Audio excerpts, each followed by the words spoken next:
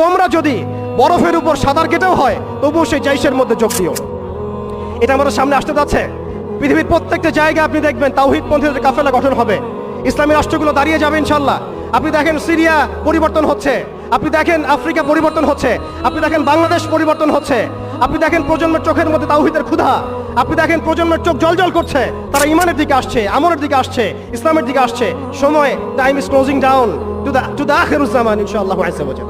যেই ফিলিস্তিনে আজকে মাজলুম বোনদেরকে শহীদ করা হচ্ছে, বাচ্চাদের মাথার খুলি উড়িয়ে দেওয়া হচ্ছে, আমাদের ভাইদেরকে জীবন্ত পুড়িয়ে মারা হচ্ছে, ওই ফিলিস্তিনে লিখে রাখেন আপনারা, মিডিয়া দিয়ে প্রচার করে দিয়েন, এই ফিলিস্তিনের বাবে লুত নামক জায়গায় তাদের মিসায়াহ, তথাকথিত মিসায়াহ মাসিহুদ দাজ্জালকে ঈসা আলাইহিস সালাম হত্যা করবেন ইনশাআল্লাহ।